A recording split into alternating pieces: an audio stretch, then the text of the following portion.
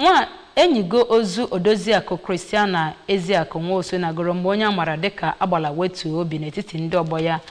na be ya dị na Adagbe Village Abatete kansụl obodo Donukọfịa nke Anambra Steeti.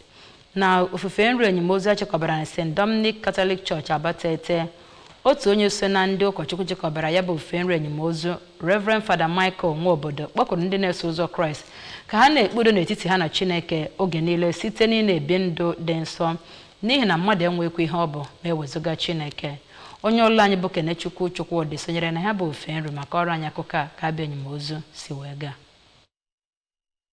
Nwobodo bụ onye kọwara onye a na-eme enyimozu ya dịka ezigbo onye ụka, bụkwara onye toro Chukwu ma gbara ndị mmadụ mbọ dịka ike si kwe ya. N'okwu ya ka enyichere ozu mama ya, Odoziakụ Ebele Ụzọegbu, onye bụ nwa ya nke izizi, kọwara na mama ya bụ onye udo, onye anara achụ oke akụnụba, bụkwara onye ya na ndị mmadụ na-enwe mmekọrịta, ọkacha dịka o si nwee nnukwu okwukwe n'ebe Chukwu nọ, nke o nyere ndị mmadụ ndụmọdụ ị na-ebi ezigbo ndụ dịka ndị ụka. Onye bụ nwa ya nke izizi bụ Maazị Echezonachukwu Nwosu kwusiri ike na agbanyeghị na ọ bụ mama ya, nne ya bụ ezigbo mmadụ, onye biri ndụ pụrụ iche, bụkwara onye udo, onye nwere obi umeala, yanakwa onye na-ekwu eziokwu, nke nyere ụmụ ya ezigbo ọzụzụ. Nwa ya nke ikpeazụ na ụmụ n'atọ nke ọ mụrụ bụ Maazị Chijioke Nwosu bụ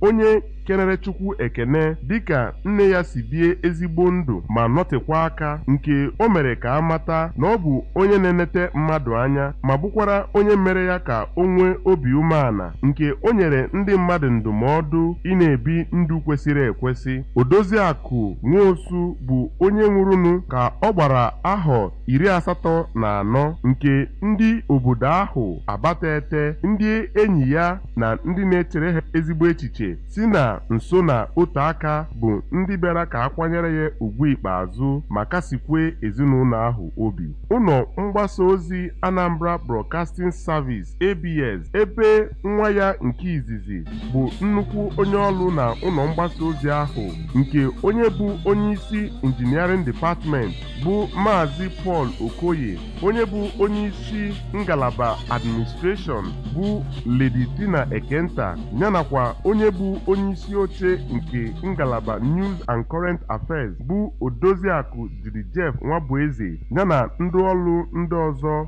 bụ ndị bịakwara ịkasi ezinụlọ ahụ obi. Ịgba egwu dị iche iche nke sitere na otu ụmụ nwaanyị dị iche iche bịara mmemme ahụ bụ nnukwu ihe gosipụtara na oge enyimozu ahụ. Site na Abatete, aha m bụ Kenechukwu Chukwudị n'akụkọ ụwa ABS.